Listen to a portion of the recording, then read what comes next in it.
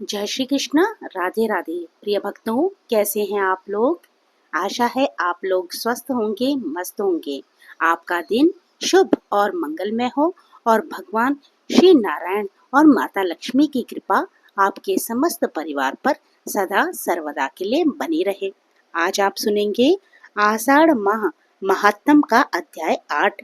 आज के अध्याय में आप बहुत से तीर्थों के बारे में जानेंगे, जिनमें है श्वेत तीर्थ, शुक्र तीर्थ और इंद्र तीर्थ। इनका महात्म्य आप आज सुनेंगे। ब्रह्मा जी नारद जी से कहते हैं, हे नारद, श्वेत तीर्थ तीनों लोकों में विख्यात है। उसके श्रवण मात्र से मनुष्य सभी पापों से छुटकारा पाता है। पूर्व काल में श्वेत नाम के एक ब्राह्मण थे, जो महर्षि गौतम के प्रिय सखा थे। वे गोदावरी के तट पर रहकर अतिथियों के स्वागत सत्कार में लगे रहते और मन, वाणी तथा क्रिया द्वारा भगवान शिव का भजन करते थे। वे सदा भगवान सदा शिव की पूजा और ध्यान करते रहते थे। शिव के भजन में ही उनकी आयु पूरी हो गई। तब यमराज के दूत उन्हें ले जाने के लिए आए, परंतु नारद वे ब्राह्मण देवता के घर में प्रवेश न कर सके। जब ब्राह्मण की मृत्यु का समय व्यतीत हो गया, तब चित्रगुप्त ने मृत्यु से पूछा, मृत्यु, श्वेत का जीवन समाप्त हो चुका है, वह अब तक क्यों नहीं आया? तुम्हारे दूत भी अभी तक नहीं लौटे। ऐसा होना उचित नहीं। ये सुनकर मृत्यु को बड़ा क्रोध हुआ और वह स्वयं ही श्वेत के घर पर पधारे। उनके दूत भयभीत होकर बाहर ही खड़े थे। उन्हें देखकर मृत्यु ने पूछा, दूतों, ये क्या बात है? तो दूत बोले, श्वेत भगवान शिव के द्वारा सुरक्षित हैं। हम उनकी ओर आंख उठाकर भी देख नहीं सकते, क्योंकि जिनके ऊपर भगवान शंकर प्रसन्न हो जाएं, उन्हें भय कैसा? तब मृत्यु ने अपना फंदा हाथ में लेकर स्वयं ही ब्राह्मण के घर में प्रवेश किया। ब्राह्मण तो भक्ति पूर्वक भगवान शिव की पूजा कर रहे थे। उन्हें ना तो मृत्यु के आने का पता था और न यमदूतों के। श्वेत के पासधारी मृत्यु को खड़ा देखकर दंडधारी भैरव ने आश्चर्यचकित होकर पूछा, मृत्युदेव, यहाँ क्या देखते हो? तब मृत्यु ने उत्तर दिया, मैं श्वेत को ले जाने के लिए यहाँ आया हूँ, अतः इन्हीं को देखता हूँ। तब भैरव ने कहा, लौट जाओ। मृत्यु ने श्वेत पर अपना फंदा फेंका। ये देखकर भैरव कुपित हो उठे। उन्होंने शिव के दिए हुए दंड से मृत्यु पर गहरी चोट की। मृत्यु देवता पाश हाथ में लिए हुए ही धरती पर गिर पड़े। मृत्यु को मरा हुआ देखकर यमदूत भाग गए। उन्होंने मृत्यु के वध का समाचार यमराज से कहा। ये सुनकर महेश वाहन यमराज को बड़ा ही क्रोध हुआ। उन्होंने अधिक बलवान चित्रगुप्त, अपनी रक्षा करने वाले यमदंड, महेश, भूत, वेताल तथा आदि व्याधियों को शीघ्रता पूर्वक चलने का आदेश देकर तुरंत वहां से प्रस्थान किया। अपने साथियों सहित यमराज उस स्थान पर पहुंचे जहां द्विज श्रेष्ठ श्वेत भगवान शिव की आराधना में संलग्न थे। उस समय यमराज तथा भगवान शिव के पार्षदों में अत्यंत भयानक संग्राम छिड़ गया। कार्तिकेय ने स्वयं ही शक्ति संभाली और यमराज के दूतों को विदर्ण कर डाला। साथ ही दक्षिण दिशा के स्वामी अत्यंत बलवान यमराज को भी मौत के घाट उतार दिया। मरने से बचे हुए यमदूतों ने भगवान सूर्य को ये समाचार कह सुनाया। यह अद्भुत बात सुनकर सूर्य समस्त देवताओं और लोकपालों के साथ मेरे पास आए। फिर मैं भगवान विष्णु, इंद्र, अग्नि, वरुण तथा अन्य बहुत से देवता यमराज के पास गए। वे गोदावरी के तट पर मरे पड़े थे। यमराज को सेना सहित मरा देखकर देवता भय से व्याकुल हो उठे और हाथ जोड़कर बारंबार भगवान शिव की प्रार्थना करने लगे। देवता बोले, भगवान, आपको अपने भक्त सदा ही प्रिय है तथा आप दुष्टों का वध किया करते हैं। संसार के आदि शिष्टा नीलकंठ, आपको नमस्कार है, नमस्कार है। ब्रह्म प्रिय, आपको नमस्कार है। देव प्रिय विप्रवर श्वेत आपके भक्त हैं। इनकी आयु क्षीण हो जाने पर भी यम आदि सब लोग इन्हें ले जाने में समर्थ न हो सके। आपका अपने भक्तों पर ऐसा महान प्रेम देखकर हम सबको बड़ा संतोष हुआ। नाथ, सचमुच ही आप बड़े भक्त वत्सल हैं। जो लोग आप जैसे दयालु परमेश्वर की शरण में आ गए हैं, उन्हें यमराज भी नहीं देख सकता। ये जानकर ही सब लोग पराभक्ति के साथ आपका भजन करते हैं। शंकर, आप इस जगत के स्वामी हैं। क्या ये बात आप भूल गए? आपके बिना यहाँ व्यवस्था करने में कौन समर्थ हो सकता है? इस प्रकार स्तुति करने वाले देवताओं के समक्ष भगवान शंकर स्वयं प्रकट हो गए और बोले, देवताओं, तुम्हें क्या दूं? तब देवताओं ने कहा, देवेश्वर, ये सूर्य के पुत्र धर्म हैं, जो समस्त देहधारियों का नियंत्रण करते हैं। इन्हें धर्म और अधर्म की व्यवस्था में नियुक्त किया गया है। ये लोकपाल हैं, अपराधी और पापी नहीं, अतः इनका वध नहीं होना चाहिए। इनके बिना ब्रह्मा जी का कोई कार्य नहीं चल सकता। इसलिए सेना और वाहनों सहित यमराज को जीवित कर दीजिए। नाथ, महात्माओं के सामने की हुई प्रार्थना सफल ही होती है, वह कभी व्यर्थ नहीं जाती। भगवान शिव बोले, देवताओं, मेरी बात सुनो। जो मेरे तथा भगवान विष्णु के भक्त हैं, गौतमी गंगा का निरंतर सेवन करने वाले हैं, उनके स्वामी हम लोग स्वयं ही हैं। मृत्यु का उनके ऊपर कोई अधिकार नहीं है। यमराज को तो कभी उनकी बात तक नहीं चलानी चाहिए। व्याधि आदि के द्वारा उनका पराभव करना कदापि उचित नहीं है। जो मेरी शरण में आ जाते हैं, वे तत्काल मुक्त हो जाते हैं। यमराज को तो चाहिए अपने अनुचरों सहित उन्हें प्रणाम करें। बहुत अच्छा कहकर देवताओं ने भगवान शिव की बात का अनुमोदन किया। तब भगवान शिव ने अपने वाहन नंदी से कहा, तुम गौतमी का जल लेकर मरे हुए यमराज आदि के शरीर पर छिड़क दो। आज्ञा पाकर नंदी ने यम आदि सब लोगों पर गोदावरी का जल छिड़का। इससे वे जीवित होकर उठ बैठे और दक्षिण दिशा की ओर चले गए। गौतमी के उत्तर तट पर विष्णु आदि सभी देवता ठहर गए और देवादिदेव महेश्वर की पूजा करने लगे। उस समय वहां 1,12,000 तीर्थ एकत्रित हुए थे। इसी प्रकार गोदावरी के दक्षिण तट पर 3,000 तीर्थ एकत्रित हुए।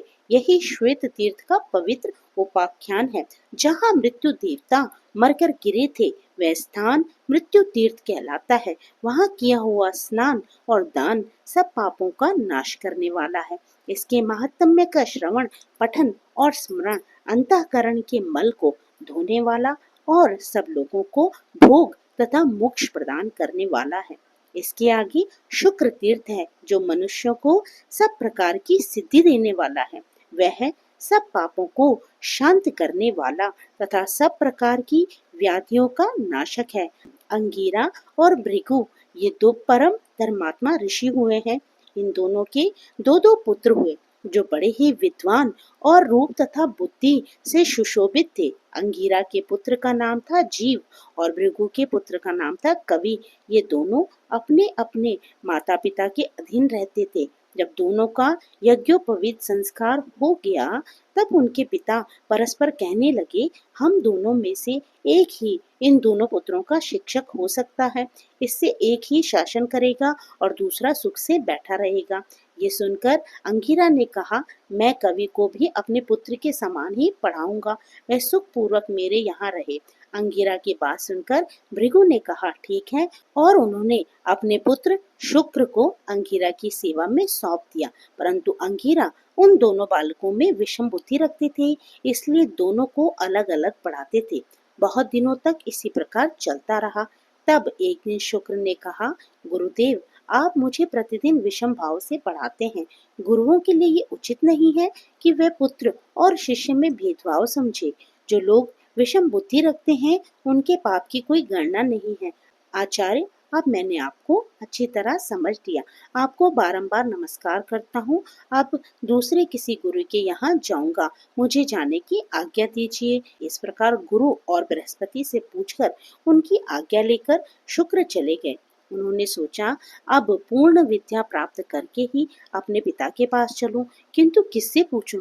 कौन सबसे श्रेष्ठ गुरु हो सकता है? इन्हीं सभी बातों का विचार करते हुए शुक्र ने महाप्रज्ञ गौतम के पास जाकर पूछा, मुनि श्रेष्ठ, बताइए, कौन मेरा गुरु हो सकता है? जो तीनों लोगों का गुरु हो, उसी के पास मैं जाऊंगा। तो गौतम ने कहा, जगत गुरु भगवान शंकर ही गुरु होने योग्य हैं।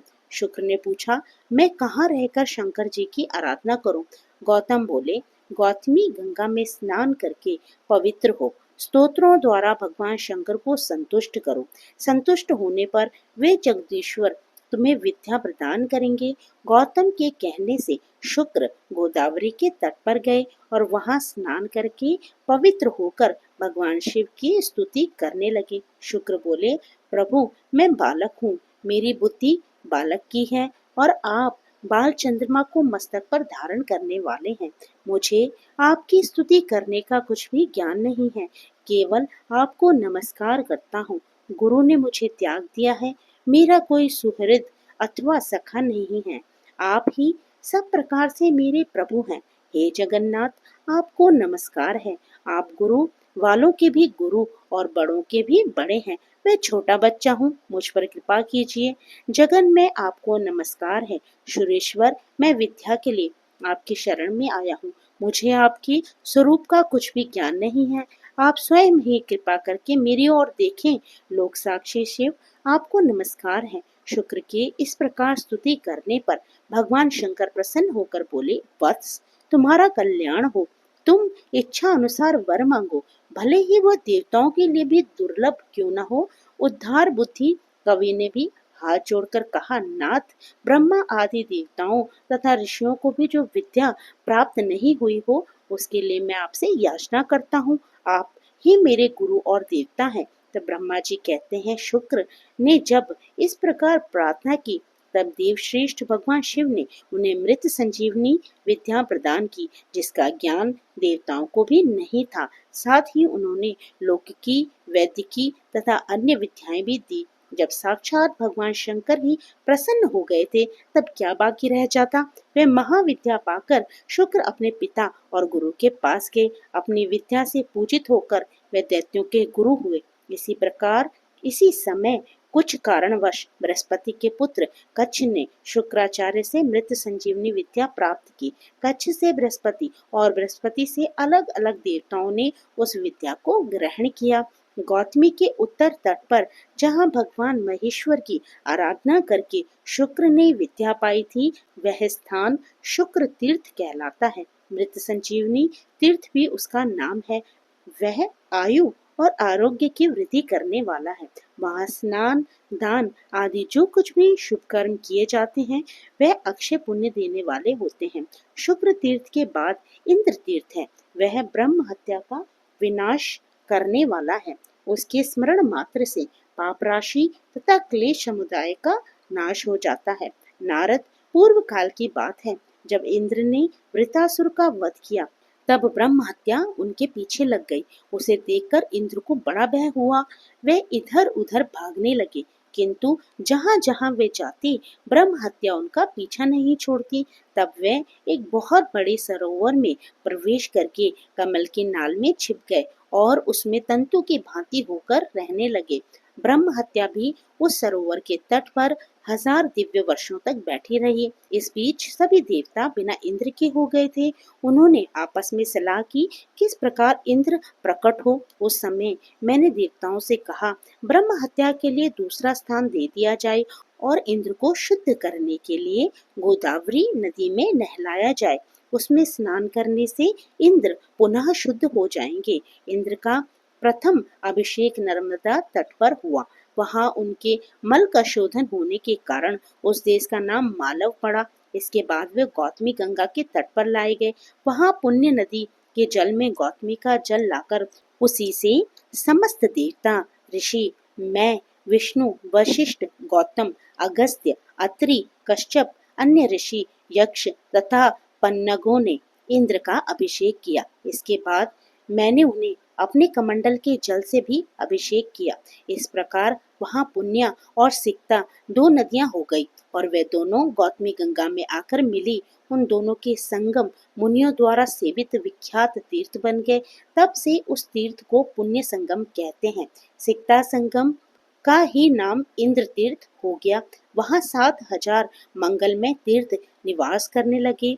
उन तीर्थों में तथा विशेषतया संगम के जल में जो स्नान दान किया जाता है, वह सब अक्षय जानना चाहिए। इसमें अन्यथा विचार करने की आवश्यकता नहीं है। जो इस पवित्र उपाख्यान को पढ़ता अथवा सुनता है, वे मन, वाणी, शरीर और क्रिया द्वारा होने वाले समस्त पापों से मुक्त हो जाता है। आज का अध्याय यहीं पर समाप्त होता है। ओम नमो भगवते वासुदेवाय। तो कैसा लगा आपको आज का अध्याय? कमेंट करके बताइएगा। अगर आपको अच्छा लगा हो तो लाइक कीजिएगा। आप मेरे चैनल पे नए हो तो मेरे चैनल को सब्सक्राइब करना मत भूलिएगा। इससे पहले के सभी अध्यायों को आप मेरे चैनल पर जाकर जरूर ही उनको सुनिएगा। तो फिर प्रभु का नाम लेते रहिए, पुण्य के भागी बनते रहिए। जय श्री कृष्णा। राधे राधे भक्तों।